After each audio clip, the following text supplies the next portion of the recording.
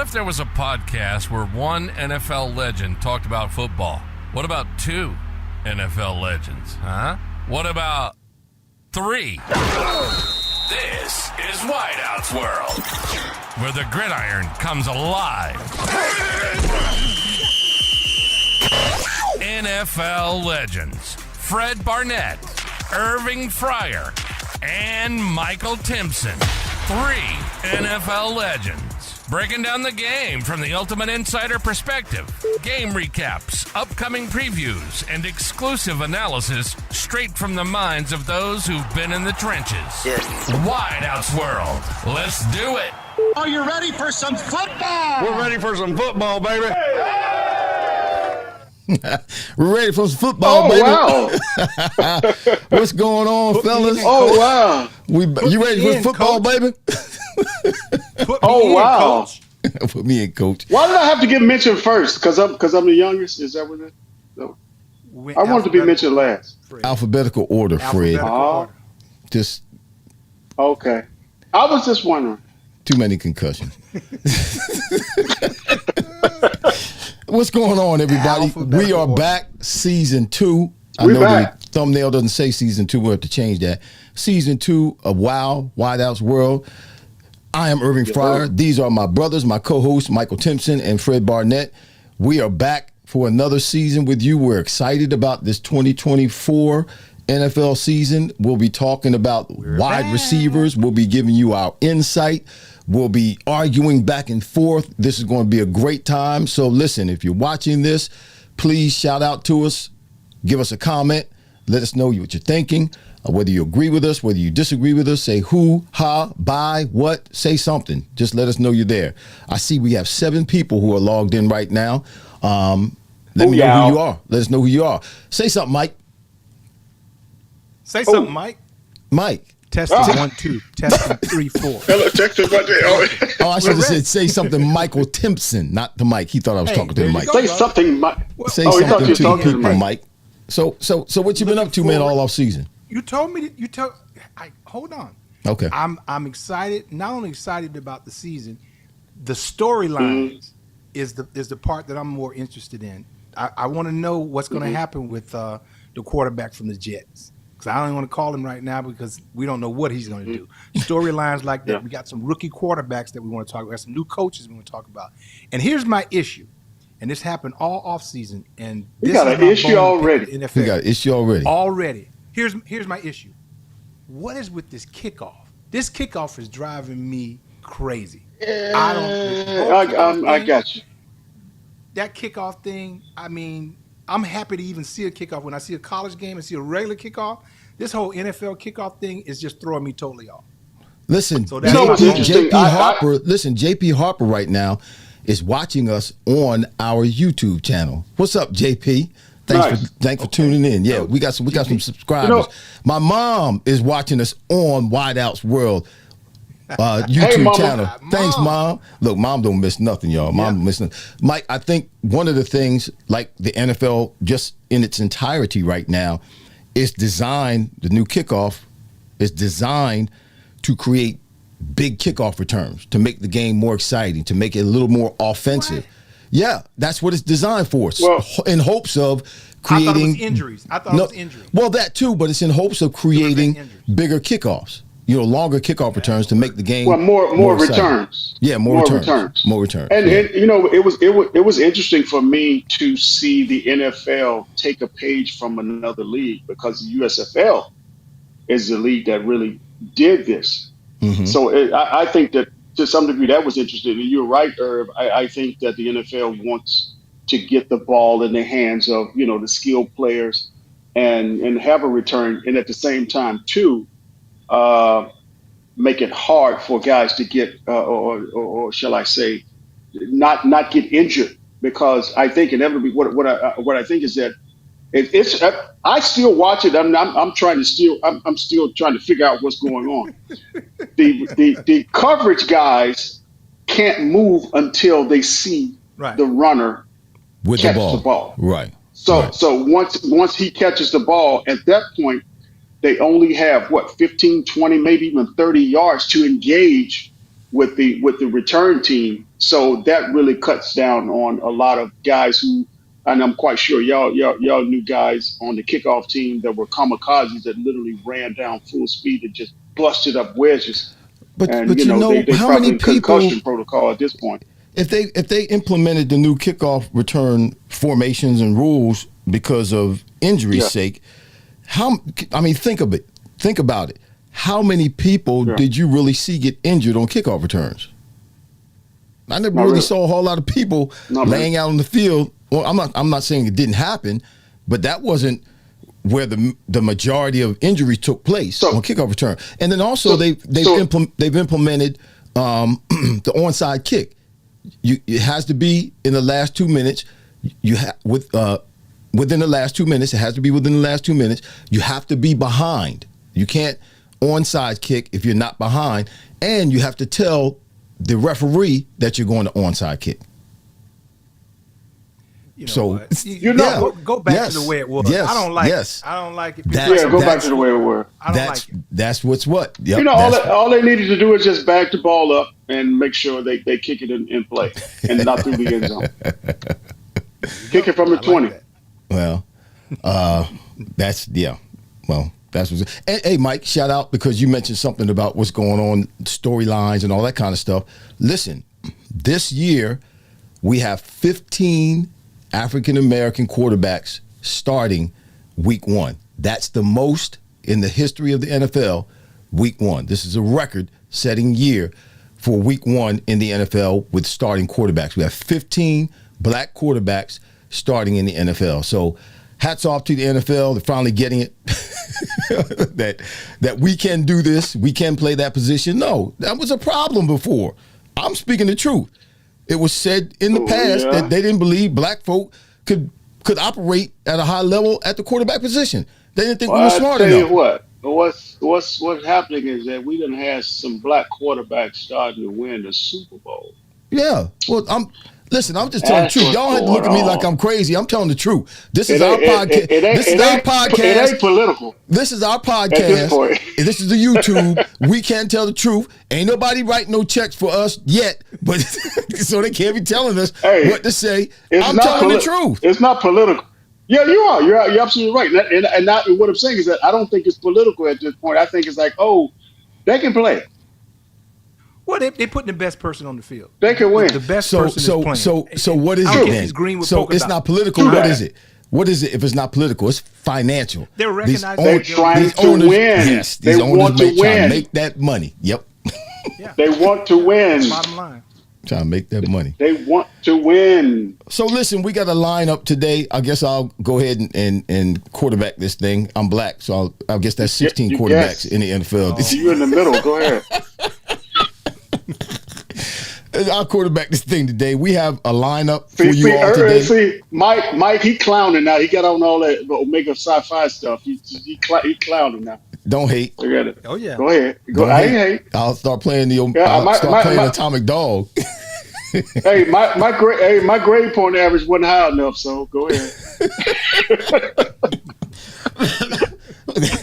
You do have to have a certain GPA to be able to play this fraternity. Yes, you do. That. Will you stop? You do. No, they don't. Yes, you do. You do. You do, Mike. Mike, hold up. Mike, you have to have a certain GPA to pledge. Hold up. Mike, you the fraternity? No, he ain't no fraternity. That's why he don't know. Fred, listen, that's what they told him. You know as well as I do. Oh, them brothers that coming in there, they ain't got no GPA. Stop. Just what? Oh, just a hater. You're a hater. You're a hater. You're a straight hater. I'm off. You have to have a certain GPA. You have to have a GPA to pledge anything. Right. Okay, let me ask you a question. How many people on your team had to have a GPA that played at Nebraska? They all had to have a certain GPA. They all have to have a certain GPA. Wait a minute. And you knew no. It applies. You know as well as I do. Them brothers that was on your football team, everybody ain't have no high GPA. So the same thing. Why you picking on the brothers, man? Why you picking on the brothers? Why you picking on the brothers? Why you say brothers? Why did you say brothers? Are you implying black people? Frat brothers. No, man. brothers. Hey, Mike. Mike, you gonna make me do this podcast from a knee. And Mike, there was only one. There was only one on our team that I knew didn't have the appropriate GPA. Only one. Okay. Who's my that? point. I ain't telling you no. I'm not saying no names. I can't say names. I got to protect the innocent. Well, you guilty. Right. So we have we have an agenda today. We do have an agenda, and our agenda is this. The lineup today is we're going to start out talking about each one of us talking about our top 3 wide receiver trios in the NFL.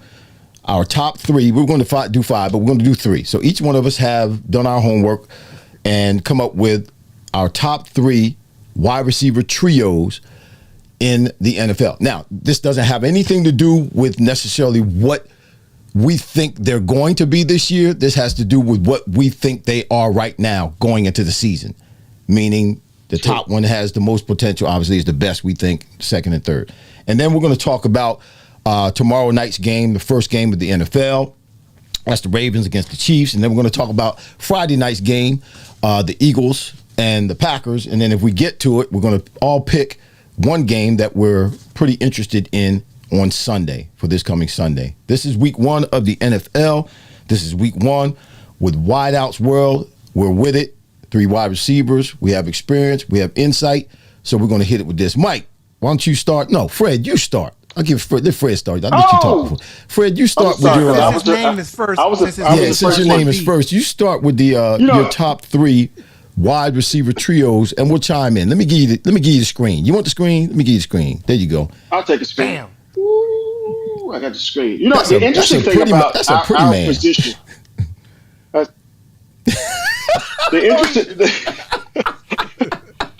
interesting thing about our position is this. It's of course we want the numbers. Of course it's about receptions. Of course it's about touchdowns. Of course it's about yards. But sometimes when you look at a wide receiver, especially when he's in a certain, I guess to some degree, circumstance or system, wherever or whatever, is that you can see the potential of a wide receiver without the numbers. Right. I'm quite sure you guys probably have had the same experiences that, you know, you felt you were a better wide receiver than your numbers, showed. You know, and if just say if the 3 of us were at San Francisco in the early 90s, good God, I feel like I would have feast. I feel like Irving would have feast. Mike, we all would have feast because that was a system that was catered to the wide receiver, catered to the passing game.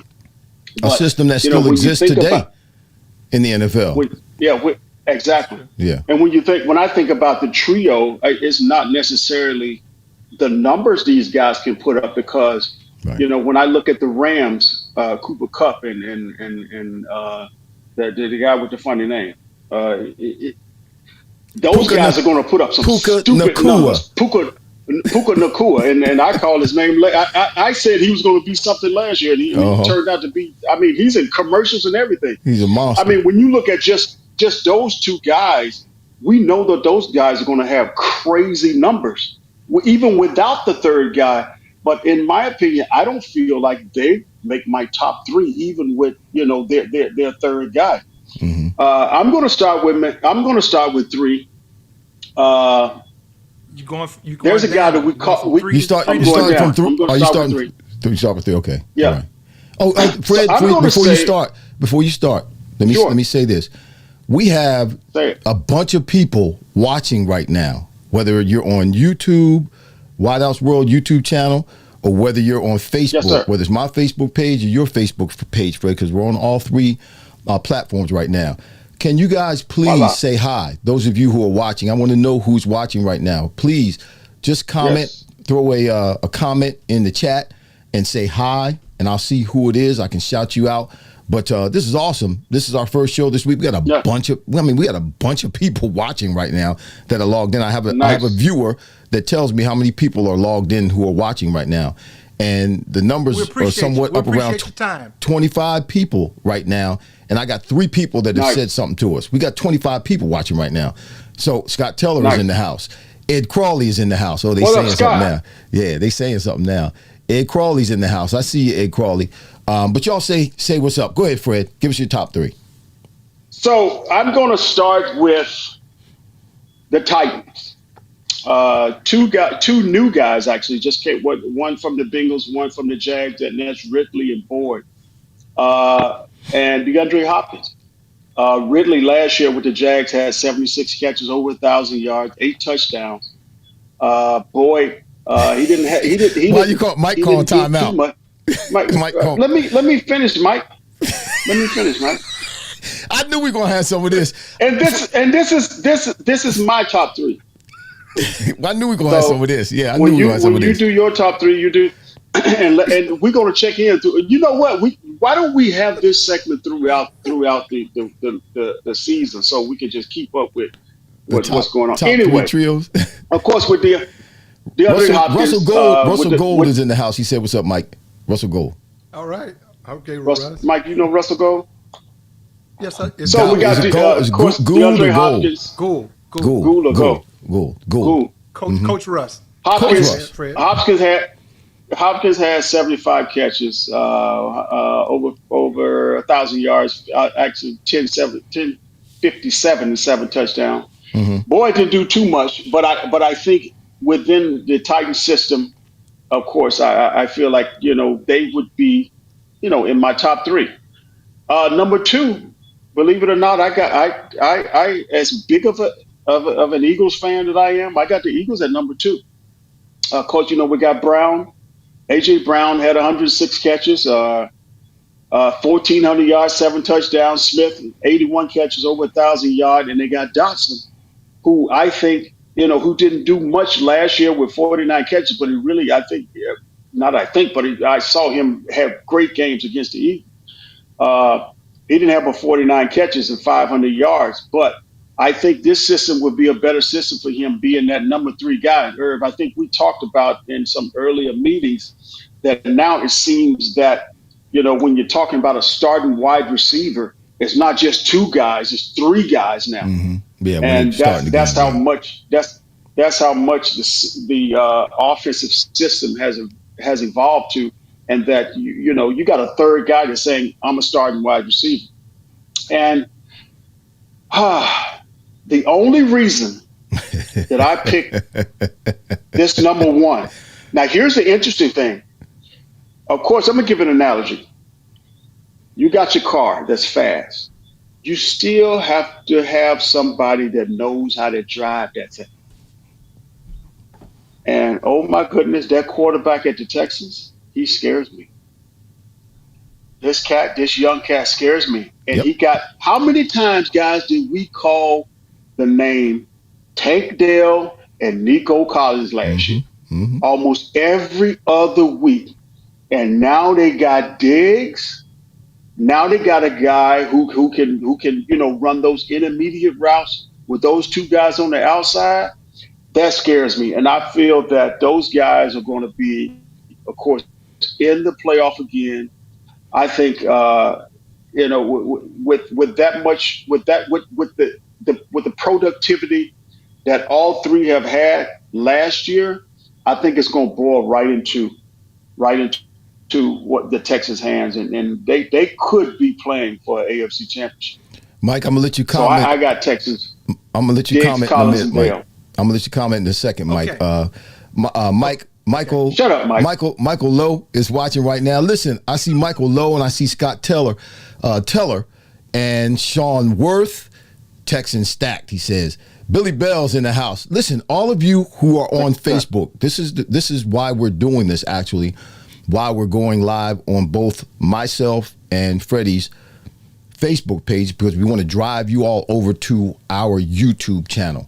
We want all of you who are on Facebook right now watching this show, please go to YouTube. Don't do it right now, but go to YouTube, search Wideouts World, and subscribe. That's what's going to help us. That's what's going to be able to enable us to keep this show going and to get sponsors. You're helping us out. You're doing us a favor. So if you're on Facebook right now, don't leave us. Stay there. But make sure you go to YouTube, over to Wideouts World, search Wideouts World, and subscribe. All right, we want those numbers to go up. Scott Teller is asking a question because you mentioned Cooper Kupp, Fred. He asked, is Cooper Kupp really a second wide receiver now? Is he a wide receiver number 2 now? But yes, I would say yes, because I feel like Puka Nacua would probably turn into their number 1 guy. Makes sense.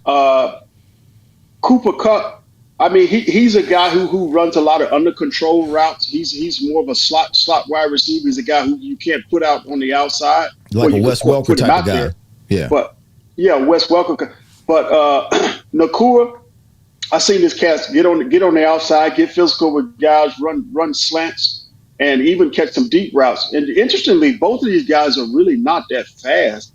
They run their routes really under control. And interestingly, that's something that I learned to do later in my season. I always use my speed, but once I wasn't able to run by guys, I was able to really concentrate on how sharp my cuts were. And these guys are doing this very early in their careers, and of course they don't have the speed that I had when I was a young guy. But I would say Kupp is a second guy. I mean, Puka Nacua has done a great job, and I think he's going to continue to be phenomenal for the Rams. Yeah, continue to get better. Mike, you wanted to say something about Fred's top 3? Go right ahead, brother. I'll give you the okay. I'll give you the screen. Okay. First of all, you said your number 3 was the Titans. Okay, here's my first question. Who is the quarterback? Yeah. I hear crickets. You want to hear crickets? That's my point. You want to Fred, they don't have a quarterback. Yeah, they don't have a quarterback. You got crickets. The potential of those guys, yeah, you're right. You're absolutely right. That's the only thing. Obviously, I know you thought about it. We have to have a quarterback, and they just don't have a quarterback. Sure. Will Lewis is their quarterback. Who's that? Lewis, number 2. Who Lewis? Exactly. Number 2. You said Ray Lewis? No, Ray Lewis. About no Ray Lewis. Fred, move to your right, Fred, because you're out of the screen. So Mike. Move your chair to the right a little bit and stay in the center of the screen. Thank you. What are you talking about?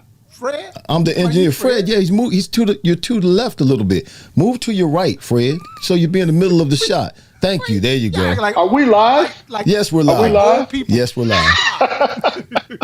I'm the engineer. Listen. I'm running this thing. It's got to be right. Hey, you're supposed to text that to me. No, I'll tell you live. Here's the thing, Fred. Move to your right, number Fred. 1. They got a new coach. That's the other thing that's a factor. Number 2, the Eagles. I'm gonna give you a term, and I'm gonna use this a little bit later. The Eagles manage. Yeah. They have a problem managing expectations. I'm gonna leave it there for the Eagles. Number 1, your Texans. Wait, we talking about the wide receivers, or we talking about the Eagles? We're still talking about. We're talking about the team. It applies. No. It applies to the receivers. Now, if you want to take it there, that's fine. If you want to take it like it's just spread it. Well, no. Listen, because we're talking about the wide receivers. Yeah, we're not talking about the team and the expectations of the team. We're just talking about the wide receivers. Who we think are the top trios. Is it my turn or not? Is it my turn or not? Your turn. Go ahead. So hey, check this out. So your number 1 is Texans. Here's the problem I have with that one. Stephon Diggs is going to blow it all up. That's my problem with Diggs. I like the trio. I'm not so sure if Diggs is going to be a good locker room teammate. We've seen him blow up on the sideline. Now imagine him doing that with that young quarterback. That's my problem there with Stephon with that trio. I like the trio. I think that was when you're mentioning that, Mike. I agree with you that there was an issue last year between Stephon Diggs and Josh Allen, but I think that was more of a personality conflict than anything else. I think the two of them. He's done it everywhere he's gone. Personality-wise. Well, I think this is a little bit of a different situation for him. Okay. I think it's a little bit of a different situation. He's coming in, and he knows he's the number 1 guy. He puts up numbers that are freaking crazy. at least 100 receptions for 6 consecutive years. And that was having Mike is problems last year. pessimistic. So then you add Nico Collins to him and Tank Dell. He's in my top 3 as well. That trio's in my top 3. I'm not going to give you all my information on that. But I agree with Fred that they're in the top 3 trios in the league. All right. And it doesn't just have to do with him. It has to do with the other 2 with him.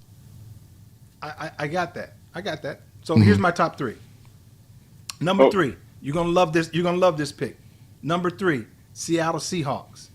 Njigba, Lockett, and Metcalf. Now, hold on. If you laugh, you look at their numbers. They got decent numbers. Who's the quarterback? They have decent numbers. Who's the quarterback? Geno Smith. He's serviceable. He's too up and down, man.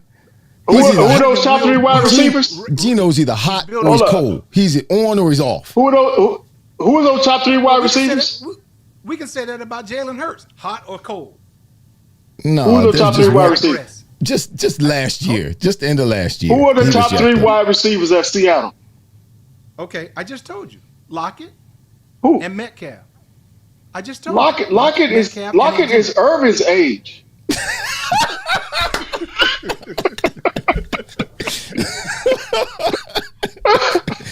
You crazy, Fred?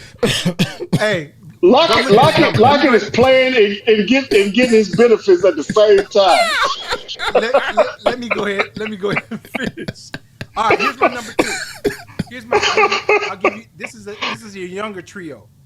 Chicago Bears, DJ Moore, Keenan Allen, and the rookie Roman Eduzing. Never trust a rookie. He's a rookie. Never trust a rookie. Hey, you can say what you want. We're gonna watch this. First of all, Caleb Williams. I think he's gonna have a good year. Never trust a rookie. That's a good trio. I'll give you my number 1. My number 1 is Tua with the Dolphins. Hill, Waddle, and Odell. Odell? No, I got you. They're on my list. They're on my list. You're talking about locker room. They're on my list. You want? All right, go ahead. We're gonna give you time. Go ahead, Irv. You want me to give you mine? Because we done took up the whole almost half hour. Let me give you mine. Oh, we go. So I don't know. I really don't know which order to put them. I really don't. But my top 3 of this, obviously, like Mike said, the Miami Dolphins, Tyreek Hill, Jalen Waddle, and Odell Beckham. Now, Odell didn't. Number 3? Huh? You got the number 3? You got your third team? They're my. I'm just naming my 3. I think I'm going to make the Eagles. No, you can't. That's not the game. Okay, the game is you have to go 1 through 3. Let me do my number. This is my number 3. Stick with the rules. The Houston Titans are number 3. I'm just going to throw him in there. I'm just throwing him up there. The Houston Texans are my number 3. Stephon Diggs, Nico Collins, Tank Dell. We already talked about them. Tank Dell, he was a rookie last season. Before that cat got injured, y'all, and he got injured in the 11th game, he had become he was a big-time weapon. Big-time weapon. C.J. Stroud is the quarterback. He was a rookie. That cat's, he's all that. He's all that. Now they got Stephon Diggs. He had a phenomenal year last year, C.J. Stroud. Now with the addition of Stephon Diggs been leading. He's had 100 catches for 6 years in a row. Come on. You add that to what they're already doing, I think that threesome. And again, when you look at the trio, I got these teams in the receivers in these trio receivers who, if it wasn't for the third receiver, a couple of these wouldn't be in the top 3 because the top 2 wouldn't be the top 3 or 4 duo. So my number 2 is the Miami Dolphins. Tyreek Hill, Jalen Waddle, and Odell Beckham. Odell didn't do a whole lot. I commend Odell for hanging in there, overcoming injuries, coming back. Tyreek is considered the best player in the NFL. When you look at the top 100 players in the league, a lot of the listings list him as the number 1 player in the league right now. 119 catches, 1,799 yards, which led the league last year, and he tied for first place in touchdowns last year. The most explosive. Waddle had 1,014 yards, 714 TDs, and he's done that 3 times in the last 3 years, 1,000 yards, and he missed 3 games last year. I think Odell, he's got the experience, he's got the wisdom, he's got the savvy. All he's got to do is stay healthy. I think he'll eat real well with those two, and they can take the top off in a minute, man. Waddle and Hill, they take the top off of defense, and then when defenses start backing up, giving them room underneath, they know how to run the intermediate routes really well. So they're my number 2. My number 1 is for this reason only. My number 1 is it's a homer pick. It's a homer pick. Go ahead. Yeah, and I knew you would say that, but it's okay because 2 weeks ago they wouldn't have been my number 1. But what happened 2 weeks ago with Jahan Dotson that they acquired from the Washington Redskins, that makes a big difference with this receiving core. Makes a huge difference. Philadelphia Eagles are my number 1. A.J. Brown, he's a beast. He is. The numbers don't lie. His play doesn't lie. And the guy that the league overlooks, man, I watched this cat and I love the way he plays. He's a small guy, but he plays big, is Devontae Smith. That cat's a monster. He's a baller. Yeah. He came into this league his rookie year and put up over 900 yards his rookie year and held it down when AJ didn't have any help on the other side. AJ Brown wasn't there yet, and he held it down. Yeah. And this kid hasn't missed any games since he's been in the league. He's a tough player, and he's smooth, man. You should watch him run his routes. He's really smooth. He knows what he's really doing. He's very elusive. He's just a tough cat. And then up until recently, when they added Jahan Dotson, they never really had a third wide receiver. It was really a big question mark here in Philadelphia. What would the Philadelphia Eagles do if Devontae Smith or A.J. Brown went down? Quez Watkins? Yeah. Come on, man. For like the last 5 or 6 years, the third wide receiver for the Eagles was a problem. Thank God that they never really had any injury problems at the wide receiver position. And so far this year, they had Paris Campbell they got from the Giants. He was supposed to be the third wide receiver, and a couple other guys that really weren't panning out. And then Howie Roseman made that move and got Jahan Dotson. That's a big difference. Jahan was the 16th pick in the draft 2 years ago. First round draft pick, 16th. From where? Where was he from? I don't know what school he went to. But he was the 16th pick. Penn State. Get it right. Oh, that's right. He was Penn State. That's right. Penn State. I'm sorry. That's right. It was Penn State. That's right. It was Penn State. Okay. He came out of Penn State, the 16th pick in the first round. Now his rookie year, he caught 7 touchdowns. And he caught 500 yards, over 500 yards his first year and the second year. Now last year, the Washington Commanders were a dumpster fire. So to put up those numbers, and he's never really had a quarterback. Carson Wentz, Sam Howell, Taylor Heineke, Jacoby Brissett. He's never had a quarterback. So to put him, here's my question. To put him in that situation, let me finish. To put him in that situation, when he's the third wide receiver, he's going to feast while he's there, and he's a cat that if something happens to A.J. Brown or something happens to Devontae Smith, he can start. He can start, and they not lose a whole bunch. So that's my number 1 trio. So, all right. Just let's say you're the GM of a team in the NFC East.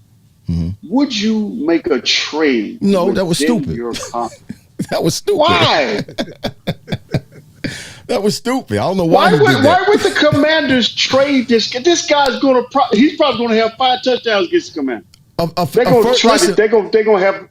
Every other play, they're going to throw the ball to him. A first-round draft choice. So, obviously, I don't know what was going on down there at Washington. Apparently, during training camp, he wasn't performing or wasn't competing, so they say, the way they would like him to have competed. They turned everything around and got all new coaches and they're starting all over again down there. So, I guess maybe he didn't like what was going on, but obviously, he's got talent. They would not have drafted him in the first round with the 16th pick if he didn't have talent.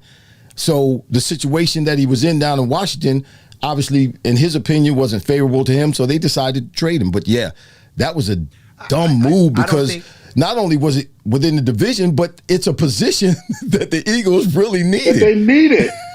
but if you think about the coach for the Commanders, defensive-minded coach, this Dotson doesn't fit that mold of that defensive-minded coach, so I think he saw him as expendable. Yeah, well, Yeah. see if they can stop him with their defense. Yeah. We're not going to get into that, but it's going to be interesting this year, like It's you said, very Mike, with the interesting. It's gonna be very storylines, things that happened last year during the season, the storylines and how they play out. Sean Worth is in the house. He said Penn State. He must be from Penn State. Is that Sean? You know Sean, Mike? Sean Worth? That's right. You do? Penn State in the house. Irving Barnett is in the house. She says hi. All right. That's Mama. That's Oh, Mama. happy birthday. Today's a birthday. Today's a birthday. Sing right, happy happy birthday to her. birthday. Yeah. Happy birthday. Happy birthday. Said the Where your Barnett. balloons? Where the balloons? Early. Where the balloons around Fred? Your balloons, Fred. You got. No, you got to put his hands up or something like that. Yeah, and the balloons will go up. I forget what you got to do. You got to do something, and the balloons go up. But it's all right. Don't worry about it. Listen. Push the button to make the balloons. No, go up. I don't have a button to make the balloons go up. You got to put your hands up or something, and it does it automatically. Listen. Oh, excuse me. We appreciate all of you who are watching right now, bro. Listen, fellas. We got 32 people on right now watching. Hey, 30, hey. All right. 32 Hey, people. we're going to be on ESPN next week. If you're watching right now and you have not mentioned or said something in the comments, please do. We want to know who's watching so we can shout out to you. And also, all of you, Sean Worth, Billy Bell, Scott Teller, who else? I said Sean Worth. Mama Nim. Michael Mama Lowe. Nim. All of you are on Facebook right now watching. Please make sure you go over to YouTube, search Wideouts World, and subscribe to us on our YouTube page in Wideouts World. One, that's going to help us because it's going to help us put our numbers, make our numbers better in terms of subscribers. That way we can get some attention from some partners and things like that. Number two, YouTube shows a better picture, better quality than Facebook. It's better. It's higher definition, so you get a better. Well, you get there a better goes our show. Facebook sponsor. There goes our Facebook sponsor. You know, Facebook sponsors. Bert Boykin, what's going on? Bert Boykin says, "What's up, Bird?" Jen Teller's in the house. Hey, Jen, what's going on? Ed Crawley switched over to YouTube. Yes, he did. He was on Facebook. Thanks, Ed. Appreciate you.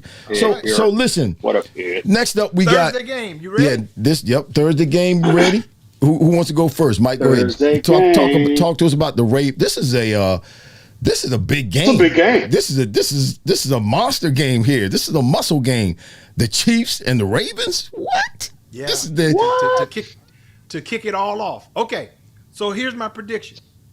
The Baltimore Ravens, they always start off slow. Every year they start off slow. They're playing against Kansas City, who they lost in the championship game last year. Mm-hmm. I'm looking for a repeat of the same. I believe when you talk about KC's thinking 3. They're looking for a 3-peat, and I believe that they have a real good chance to get it. Baltimore, they always start off slow. And so I'm not so sure. I know they got Derrick Henry now with the running game. I just think those things take time. And they just seem to always – now, defensively, they always ball. We always know that their defense comes to play. Like they say, defense travels well. But their offense, they always start off rocky. And I don't think it's going to be any different this year. So I'm expecting KC to win this game by about 7 points. I expect them to get off to a good start. And Baltimore, like they say, until Lamar wins the big one when it counts, I still got some doubts about him. Fred? Okay. Well, I don't agree with you. And you made some great points. Interestingly, you said that you expect the Chiefs to win by 7. And actually, they won by 7 last year in that playoff game. I think it was 17-10. I think this is going to be an interesting game. When I look at Lamar Jackson, I think that from a negative standpoint, that it won't be that effective, in that if he loses, it won't really affect his season, which goes back to your point that they start off slow and they just kind of build momentum as the season goes.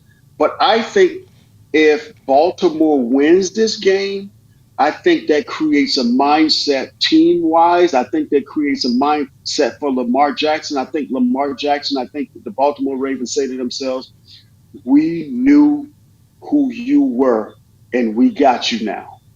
I like And that. they were Yeah. close. Okay. We were close. We were close. They were close to winning that game last year, and of Mhm. course they came up short. And there were some misfires here and there, and they could look at the film and find out exactly why they lost that game. It'll be a whole different situation if they were just dominated. But they can look at that game last year and say, "Oh, if it wasn't for this, this, and this, we would have won the game." So I think it would be more of a positive for them if they won the game, and I think it'll just propel Lamar Jackson to have a great season. When I look at Kansas City, man, I mean they beat Miami, they beat Buffalo, they of course they beat Baltimore by 7-1 against San Francisco. Baltimore beat the Texans, of course they lost to KC in the Super Bowl. I see Kansas City not necessarily struggling, but I feel that Baltimore is going to try to prove a point. And that point is that we should have beat you last year. We're going to do it. We get a chance to come back the first game and show you that what we should have done last year. So I give it to Baltimore by 3. I want to say this before you jump in, Irv. Uh-huh. They're playing in Kansas City. Kansas City, as we all know, that's a tough place to play. That's a tough place to play. So go ahead, Sure. Irv. Well, I respect both of your opinions, but Kansas City got off to a slow start last year as well, Mike, and they lost their opener to Detroit in Kansas City last year. Injuries. Go ahead. Well, I don't know if what they lost. They lost their opener, and they got They off didn't to have no injuries. because They didn't have no injuries against Denver. I remember at one point, even on our show last year, we kind of wrote Kansas City off and kind of came to the conclusion, they're not going to get to the Super Bowl this year because they were struggling at the beginning of the season. And matter of fact, they had a losing record, I think maybe going like 6 games into the season. They had a losing record. Something like that. So there were a lot of us, including us, we kind of wrote them off, but obviously they came back and did what they need to do in the latter part of the season and won. But put yourself in the Ravens' seat. We've all been there where, like us, Mike, we went to the Super Bowl and Patriots went to the Super Bowl, got beat by the Bears, bad. That next year we played the Bears and whooped their behind. Hey, don't. I wasn't there. No, I'm I just was saying with the we Patriots. Not then you before me. I didn't go. Well, that was us, but that's what we did. But I'm saying put yourself in that position. You're the Ravens. Yeah. You got beat like they got beat last year. Well, they didn't get beat bad, but they got beat in the AFC Championship. They were in that game. They very easily could have won that game, but they didn't, and they have nobody to blame but themselves.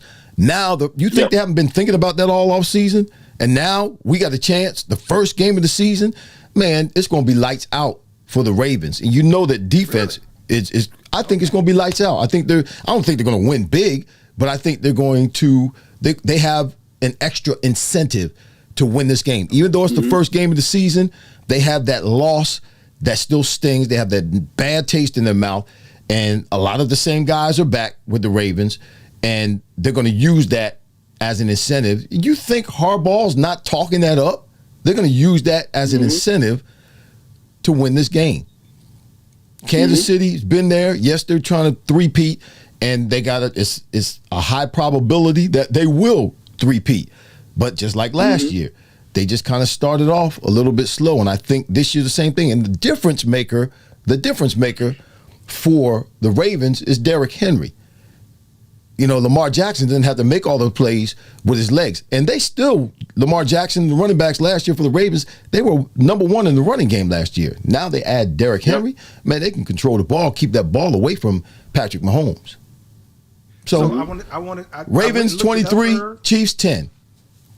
Do you realize the Chiefs lost their first game against Detroit, and then they won like 7 straight? They lost a couple in there somewhere. No. I'm looking at it. Chiefs didn't start. Did they win 7 straight? straight? So where did they have their little hiccup? They had a hiccup in the middle of the season. It was And after they lost to Denver. They Didn't they lose to Denver? They went on a tear. I know they had a And hiccup so, somewhere in the season because we kind of thought that was it for them midway through. yeah, but they started pretty good. They started pretty good. So They don't have L'Jarius Sneed. You know, they still got McDuffie, but they don't have L'Jarius Sneed. That was their two cover guys last year to right. lock things down in that secondary. So yeah, we'll see. I think the Ravens are going to win this game. They didn't lose to Denver until week 8. Fred. Right. They didn't lose to Denver until week 8. And But, then I mean, they lost a couple of they games, went didn't 9 games. 9 games. They had lost only 2. they? 2. Mm-hmm. Out of 9 games, they had lost only 2. They had some kind of lull last year where we thought they weren't going to. It'll be interesting. Yeah. That was week 11, 12, 13, 14 round. There, they had lost a couple. Okay. They lost a couple in a row, right? Didn't they lose a couple in a row? Yeah. Okay. That's what it was. Green Bay and Buffalo. Okay. Those were the 2 back to back. Well, they went on a tear during the postseason, boy. They was killing people. When it counted. When it counted. All right. So the Friday night game is the Eagles and the Packers. Friday night. Another big game. It's in Brazil. Big game. Brazil. Tudo bem. Yeah. In Brazil. A lot of people are not necessarily happy about this game being in South America. It's in South America, in the South America. You know, they're in the hood. They complained about they're in the hood. Well, there's some Eagles players. I mean, Darius Slay was quoted talking about, "I don't want to go. I really don't want to go because we can't do this. Can't do this." Then also, there was another. I'm not going to mention his name. Slay was public with it, but this other cat, I happened to be at a autograph signing with him. He's one of the starters on the Eagles. I'm not going to mention his name, but he said the same thing. Yeah. We don't want to go down there. So there's something. That's a problem. That's a problem. Yes, it's a problem. First of all, we to my understanding is that the NFL found out after the game was scheduled that you couldn't wear green, and I'm just kind of this is all allegedly, and I feel, in my opinion, it was the responsibility of the facility to iron out those things before the game was scheduled. I think that it spooked everyone. As a matter of fact, I talked with some of the Eagles personnel to see if they were going to do any events because I was going to go. And from what they said, they just said, we're just going to go play and we're out. Mm-hmm. And I think it kind of spooked everyone, and until everybody kind of got comfortable, and now they're doing events. Now it's too late for me to go. We have actually friends there, and we go there every other year. But I think it's not the right thing to do. To say you don't want to go there, and this is just my opinion. If I had to give an analogy, if I owned a business and I was trying to get this client to as a client, the last thing that I would want is for my employee to throw negative comments toward that client. And I think inevitably that's what's really happened. I think the NFL is trying to acquire a fan base in this area. So an employee of the NFL, of an organization, is saying, I don't want to be there. And I think that I don't know Darius Slay, don't know his people. But I feel that his people could have did a better job in relaying that message, and I feel like sometimes when you don't have anything positive to say, don't say nothing at all. There should be nothing said. Uh-huh. And here is a fan base that could propel, the NFL, that could be more jersey sales for him. Trust me. Nobody's from Brazil is buying a Darius Slay jersey at this point, So I feel like overall they could have done a better job, and I say this also too, I'm not sure to what extent would the NFL go in terms of reaching out to the Eagles and saying, hey, can you tell Mr. Slade, just, just let's go just play the game. And then it comes down to the freedom of speech, like, hey, this is what I feel. This is what I want to express. But that's my 2 cents on it. I just feel like it should have been done a different way. Brazil is not, Brazil is just as dangerous. There are other places in the world that's just as dangerous as Brazil. And they just trying to acquire a fan base. So what do you think about the game? Oh, it's my turn to the game. Yeah, now that you off your soapbox. Yeah, yes. Yeah, I'm on my soapbox. Yeah, I'm clocking out now. So Fred, what do you think about the game, man? I had to get it off my chest. Wait, no, let me acknowledge some people now that you just took 10 minutes of saying whatever it was you saying. Sylvester Webb in the house. I see there are a lot of people who have, and we still have 30 people watching right now. Cheryl Brown Lewis in the house. She's gone over to YouTube. Thank you, Cheryl. John Ways, I need you to go over to YouTube in the house. Rocking with Raul and the Three Amigos. Good God Almighty. Do you think, you know who that is? No. Do you think Jalen Hurts will be MVP this year and play better than last year? No. Don't know.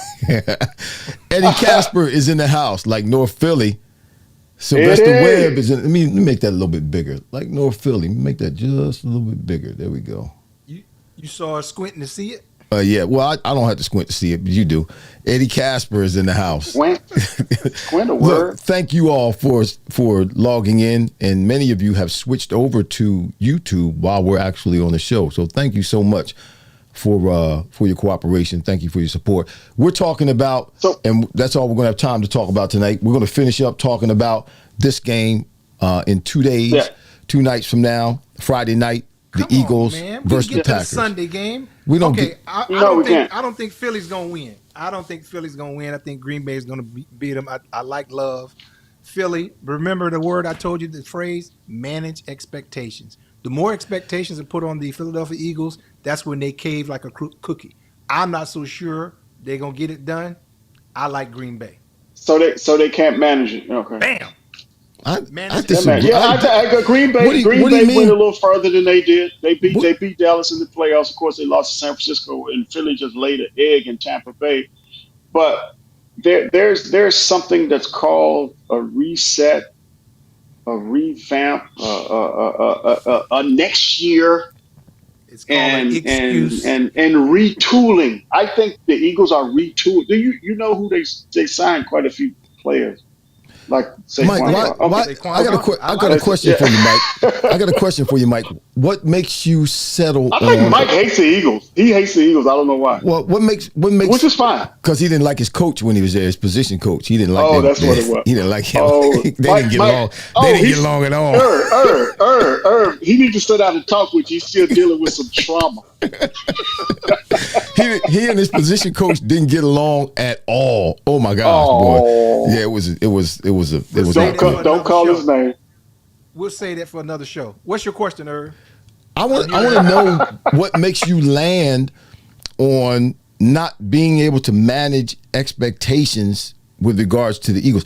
And I'm not saying because of the Eagles, but that's interesting that you come up with that conclusion. What information do you have to validate that? That's easy.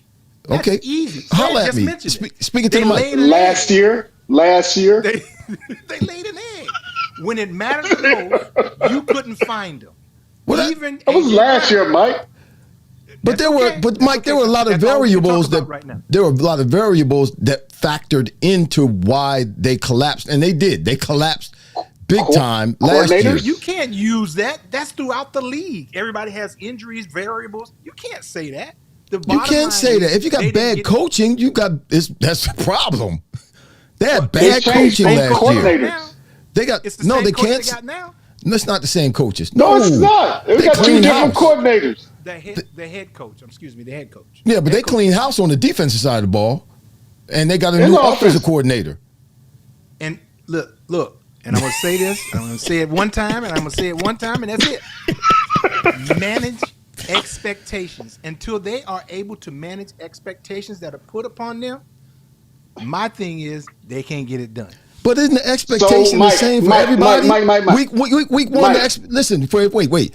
The expectation for everybody week one is go out and win. It's to manage expectations. Come on, Cleveland. What other expectation is there? So no, Irv, he expects them not to manage expectations. The expectation is the same for everybody. We expect to win. We're going out. No. We go out and we expect to win. Let him go ahead. Go ahead, Mike. That is true that we expect to win. But some teams that are the better teams or the better pick, people expect them to go farther into the playoffs, reach the Super Bowl. Some expectations on certain teams. Hold on. Some expectations on some teams are higher. Would you agree with that? Yes. So your point is what? But right now, listen to me. That's like you said, further down the road or farther down the road, those expectations change for teams. Everybody's 0-0 right now. Everybody's 0-0. Said they're gonna lose the game. Why y'all tripping? So let's do this, Mike. No, some of those teams that we were on in New England, we were terrible. But when we were first game of the season, we actually thought we were going to win that first game. We actually thought we had a chance to win. We was going to the Super Bowl. No, I'm not talking about the Super Bowl. You can't look past. We're talking about the game. We're talking about this game. Friday. We're talking about Friday. I've already answered it. I told you they're going to lose. Okay, they're going to lose. What's the problem? I told you they're going to lose. What's the problem? I told you they're going to lose. I need you to speak into the mic, man. I can't hear you. Pull the mic. They are going to lose. I've already said that. So why are we even having this discussion? Okay. I think the crickets again. No. You want the crickets? Mike, I don't expect you to be right. Listen. So it's obvious y'all picking Philadelphia. No. I'm not picking Philadelphia because I won't be surprised if Philly loses this game as well, because I think it's a trap game because Green Bay. This is a validation game for Green Bay. This will validate Green Bay. They win this game against the Eagles. It will validate them as a contender. There are a lot of the sports experts that have Green Bay as the fourth best team in the NFC. Expectations? So Green Bay is looking for validation. I believe Love is ready to play right now. He spent a couple of years under Aaron Rodgers, who spent a couple of years under what was his name? Brett Favre. Expectations? What are you talking about? Hush. Under Brett Favre, Love is ready to play. He had a great year last year. And and the Eagles, it's all new for the Eagles. They got some new players on defense. They got some unproven players on the defensive line. Yes, they do have new offensive coordinator, new defensive coordinator. Yes, they do have Saquon Barkley.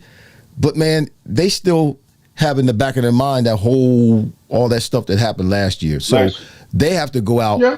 They have to go out and prove themselves right now. And if I see anything that looks like anything that happened last year, I'm going ham on them. It's going down here. I'm going ham. That's what I've been saying, brother. That's what I've been saying. But you're saying manage expectations. It's not manage expectations. It's not managing expectations. It's going out and playing. You don't enter a race saying that, if I could just get fifth place, I'm winning. Right. I'm winning. So both Green Bay and the Eagles right now are basically saying they're winning this game. And for me, I'm just weighing out the pros and cons of what has happened, and I'm looking what the Eagles have added on from an offensive standpoint and from a standpoint of two different a different defensive coordinator, a different offensive coordinator, and I'm rolling my dice with them. I don't think it'll be a blowout, but I think they'll beat them. I think there's picking Philly. What are you picking? A wash? I hope that. I don't think it's going to be a blowout. I don't think it's going to be a high scoring game. I believe. Pick a team, man. I believe there's I am. Give me a chance. I believe there's a chance that the Eagles will lose this game. I'm thinking Green Bay will win, and I won't be surprised. I think it's going to take the Eagles a minute to get their feet underneath them with all the new pieces that they have, particularly on defense. I don't think we're going to see the Keystone Cops like we saw last year with defensive backs running into each other. But I do. I mean, you got Jordan Davis, first-round pick. He hasn't done anything. He hasn't done anything in his 2 years in the league right now. He's got to prove himself. You got Nakobe Dean. Nakobe Dean can't stay healthy. He's been injured. Yeah. He's a rusher, edge rusher. Yes, he's great when he's on the field, but he can't stay on the field. So he's an unknown factor. He's a question mark. You got, the edge rushers. Sweat, he didn't do much last year. So what is he going to do this year? We lost Fletcher Cox. We got linebackers that are unproven. We got defensive backs. The only one we got back there right now is Darius Slay, who's proven. The rest of them are unproven. Quinyon Mitchell, he's a rookie. Cooper DeJean, he's a rookie. Drafted, second round, first round draft picks. So everything's unproven. Everything's a question mark. Yes, you do have Vic Fangio, who is supposed to be, or is, I should say, a renowned defensive coordinator, but he doesn't play. He can put him in position, but he can't play for them. So there are a lot of question marks. And understand this about the Green Bay Packers. The Green Bay Packers have one person, they're a young team, and they have all of their key players back this year from last year. So this is another year together. They have one person on their team that's over 30 years old. And they're hungry. Yeah. So, and when you're young like that, you don't know no better. When you're young like that, you don't know no better. Hey. All right, what you got for Sunday? I won't be surprised. You get your Sunday game of the week? Sunday game of the week. I just want to see Russell Wilson versus Kirk Cousins. That's what I want to see.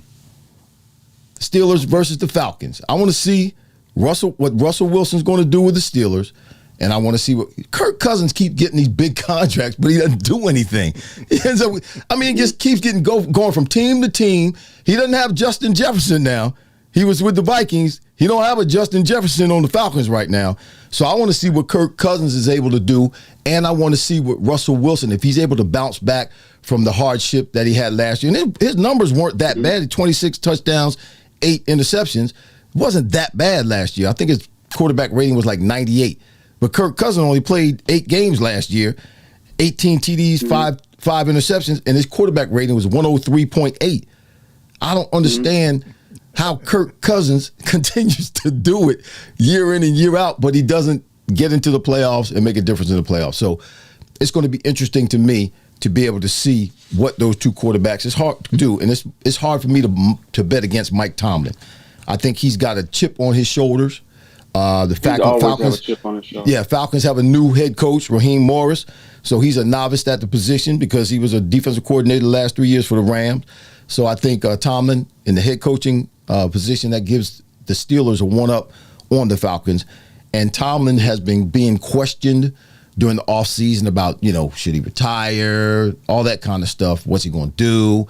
What's the decisions he's making? Are they right? So I think he's got a little more of a chip on his shoulder than he's had in the past, and he's looking to prove something this year as well. Okay. I'm picking the Steelers. For me, I want to see the Lions against the Rams. The Lions beat the Rams last year in the playoffs by 1 point. And I want to see if the Lions are going to jump right back into where they were last year, and that they were a team that people, just really didn't want to play. And if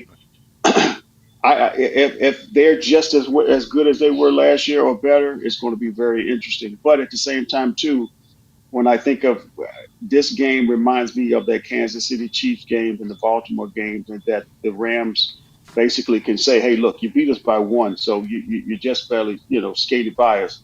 You're meeting us, for the first game. We're going to show you what it's about. So I think that's going to be a very interesting game for me to watch.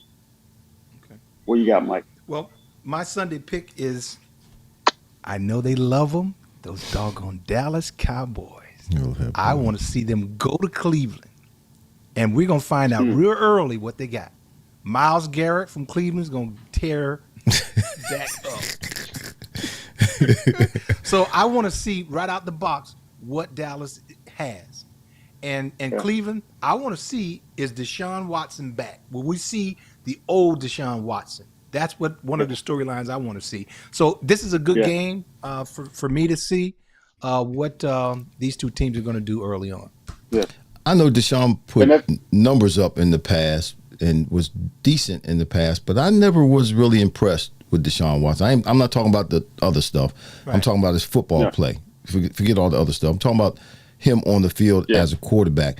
I never was really impressed by, like I said, I know he had a couple of good years and put up some good numbers, but I never really was impressed with his play. So he didn't really stand out. Yeah, he didn't. Well, he stood out when he stood out, but all this other stuff the last few years, he got to get that stuff out of his head, and so he can settle back in. The injuries and that type of thing. I hope for his sake that this will be the year for him. So I think he has talent for sure.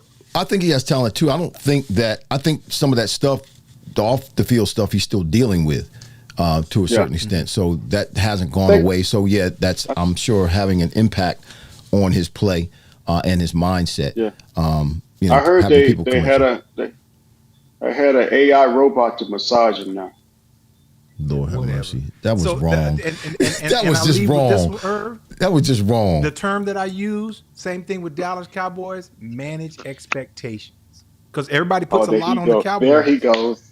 There's a lot put on the Cowboys. We want to see them manage expectations. Well, you know who doesn't put any expectations on the Cowboys? Jerry Jones. No, Jerry Jones. Oh, well. Because he won't pay anybody. He won't pay nobody. He won't pay nobody, so he's not creating any expectations. He's going to disassemble. No, he have expectations, but he just won't pay. No, he has expectations of how much money he's going to make. That's his expectation. Because guess what? He's not paying Dak. He's not paying CD. He's not paying any of those cats. No, he pays CD. CD got his payday. He pays CD. He got paid. Yeah. Okay. Yeah, he just signed. It took him a while. And he's not paying Dak. And guess what? He's not going to pay Dak. He's going to make Dak have to prove himself. Dak's going to have to prove himself. He has the lowest payroll in the NFL. Payroll. Watch this. He has the lowest payroll in the NFL, but the Dallas Cowboys. The highest, the highest out of any sport, professional sport. Baseball, hockey, football, any sport. Dallas has the highest income, the most income out of any team in professional sports, but the lowest payroll in football. Where you think that money's going? In Jerry Jones' doggone pocket. Jerry Jones don't care nothing about winning no football, man. He don't care nothing. There's no expectations from him at all. Dak Prescott will not be a Cowboy next year. Oh no. Dak Prescott will not be a quarterback on the Dallas Cowboys in the 2025 NFL season. He will be gone. His bags are packed right now. His bags are packed. He will be gone. That's a fact. You can take that to the BANK. And that's what Jerry Jones is, because when you get there, you'll see him. You'll see him right there. How you doing? With his sign, I ain't paying Dak. You have a sign on from him. I ain't paying Dak, and don't ask me. Ain't nobody got time for that. Listen, shout out to Rockin' with Raul and the Three Amigos, Billy Bell. Shout out to you, Cheryl Brown Lewis. Ha ha ha. Go green, go white though. Let me put that up there. I don't know what that means, but it's funny. About the Jets, the Jets, Jets. Is she a Jets fan? Go green, go white. Green, white. Oh Lord have mercy. Eddie Casper's in the house. Hope to see you guys December 8th in Westchester. Okay, what's happening in Westchester? Yes. Okay. Frank. Yeah. That's we'll Frank. be there. That's right. We'll be there. Fred and I will be there. Mike won't be there. Scott Taylor's in the house. Mike got invaded. We can't manage Mike expectations. Scott Taylor in the house. Mama, we see you. Mike, you have lost already. Just negative. Mom said you negative, Mike. You're being negative. Yolanda Robinson. Hey, cousin. This is your Fred. Fred, this your cousin? Hey, cousin. Fred don't know. Fred, that's your cousin? Yolanda Robinson? I got a million cousins, man. Burt Boykins in the house. Said, come on, man. Ed Crawley's in the house. Good to see you. Burt Boykin, let me put that up. I got 1,000,001 cousins. Joe Sabatini. Joe Sabatini. Best sign in America. Pride of Rosedale, Mississippi. Let me see. That's what he said. Best sign in America. J.P. Harper, Yeah. Eddie Casper, Sylvester Webb, Ed Crawley, Sid Scott Teller, John Way's in the house. Irish Demand is in the house. Florence, New Jersey, checking in. Go Birds. Man, what if them people running from the popo and you calling their name? Well, I mean, They putting it up there. They ain't running from the popo. Gosh, man, they ain't running from the popo. Ed Crawley, Sean Worth in the house. Burt Boykin, Jen Teller, Eddie Casper. I think Mike done had some trauma in his life, man. Erlene Barnett is in the house. Popo. Running for the popo, boy. You just paranoid. Sean Worth, maybe.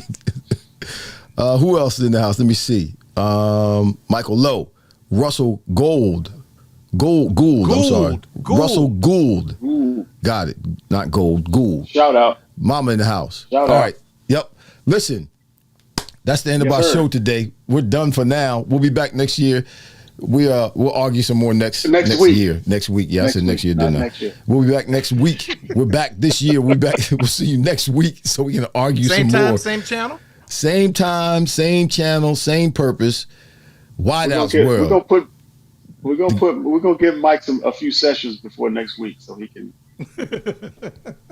We're gonna have Mike do some research so he can see that if you're gonna pledge a fraternity, you have to have a certain GPA in order to get in. Check out some of the Omega men, famous Omega men, distinguished Omega men, educated Omega men. Some, but there's a percentage that didn't go to class. Go ahead. Look, I'm sure you had some at Penn State that didn't go to class too. No question. Penn Stater.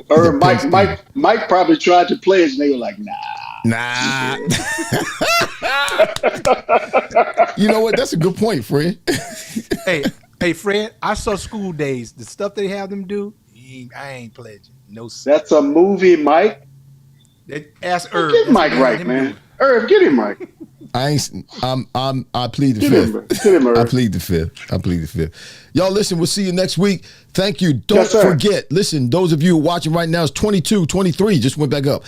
23 of you watching right now. Don't forget, if you're on Facebook right now, please don't forget to go over to YouTube, hit that magnifying glass, tap it, and search Wideouts World. And don't forget to subscribe. Hit the notifications button too. That way it will pop up on your phone when we go live on every Wednesday from 7 to 8 p.m. Y'all, thank you for your support. Thanks for logging in today. I'm Irving Fryar. That's Michael Timpson. That's Fred Barnett. We're the Wideouts on Wideouts World. Where's that? We was on CP time. We was on CP time tonight, but we'll get it right. There's our W's. Come on, put the W's up. Wideouts World. Mike can't do it. We can't do I told you. Y'all, we out of here, y'all. See y'all later. See you next week. This has been Wideouts World. Touchdown. Not one, not two, but three NFL legends. Fred Barnett, Irving Fryar, and Michael Timpson. Are you freaking kidding me? If it's football talk you're looking for, I think we've got you covered. We hope you enjoyed the show. If you did, make sure to like, rate, and review. We'll be back soon. But in the meantime, find us on YouTube at Wideouts World. See you next time. Let's go. Let's go. Go.